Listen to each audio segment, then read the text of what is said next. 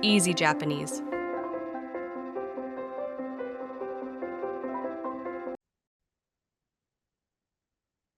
ඔන්න ඉතින් ළමයි අදත් සියලු දෙනාම සාදරයෙන් පිළිගන්නවා Easy Japanese YouTube channel එකට.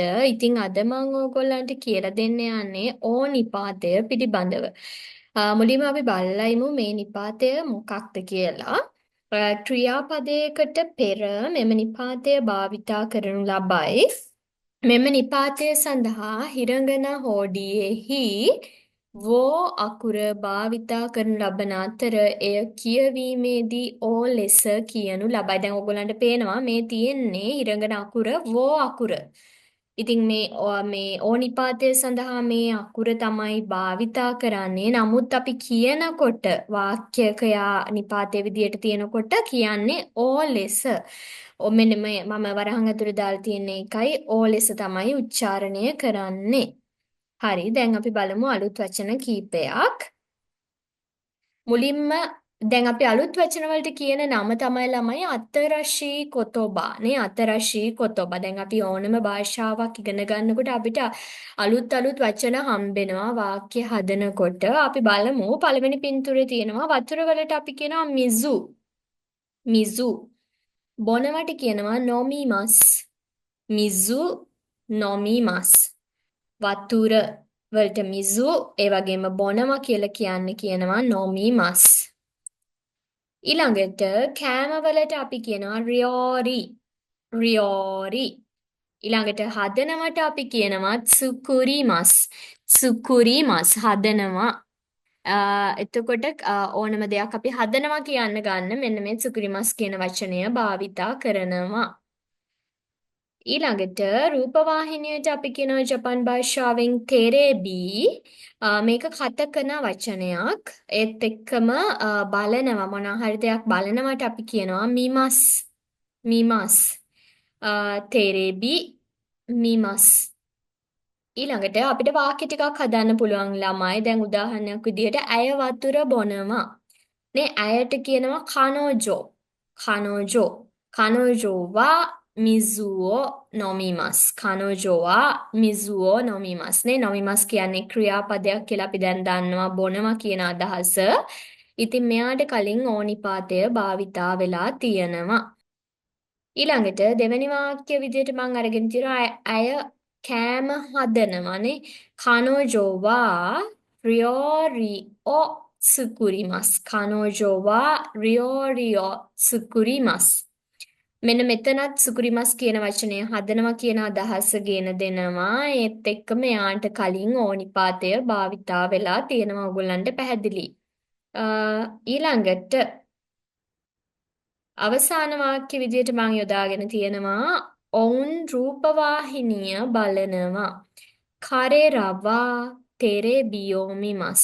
කරෙරවා තෙරෙබියෝමිමස්. මිමස් කියන්නේ බලනවා. ඔන්න යාට කලින් ඕනිපාතය භාවිතා වෙලා තියෙනවා.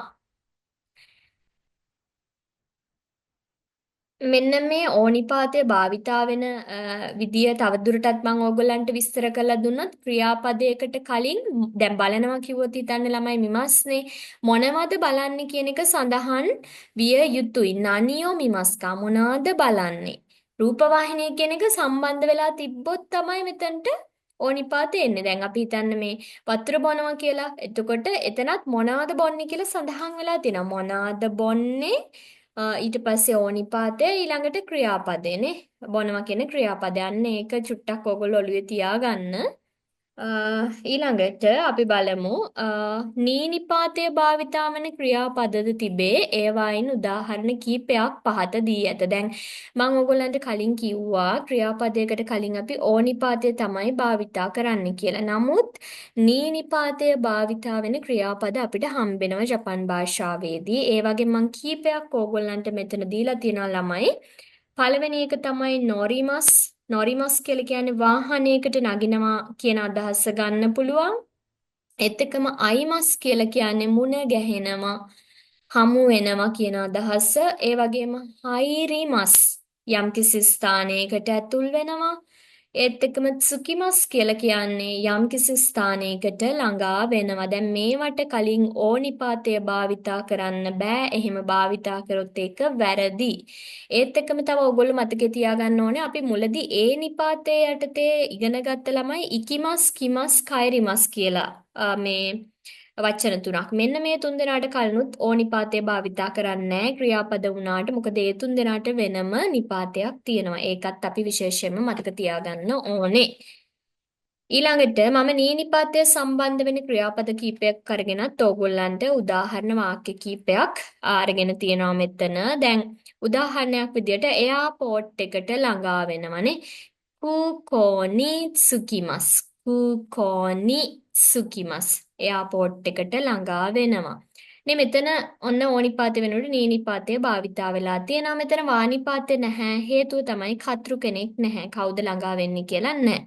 ඒ නිසා ඊළඟට නේ මං යම්කිසි කියන්නේ වාහනයකට හරි ගොඩ නගිනවා කියන අදහසට නොරිමස් කියන වචනේ ගන්නවා කියලා. එතකොට බස් එකට නගිනවා කිව්වොත් එහෙම බස්සුනි නොරිමස්. බස්සුනි නොරිමස්. බස් කියන්නේ කතගන වචනයක් බසු. නේ ඊළඟට යහළුවා මුණ ගැහෙනවා නේ හමු වෙනවා. මෙයාට කලිනුත් අපි නීනිපාතය තමයි භාවිතා කරන්නේ. ඕනිපාතය භාවිතා කළොත් වැරදි. යාළුවට අපි කියන තොමොදචිනේ තොමොදචිනි අයිමස්. තොමොදචිනි අයිමස්. මේ පස්සේ හඳුන්ලා දුන්න වාක්‍ය තුනේම වානිපාතය සම්බන්ධ වෙලා නැහැ. මොකද කතෘ කෙනෙක් නැති නිසා. ඉතින් මං හිතනවා ඔයගොල්ලන්ට ඕනිපාතය පිළිබඳ පැහැදිලි අදහසක් එන්නේ නැති කියලා ළමයි. සියලු දෙනාටම සුබ දවසක්. Easy Japanese.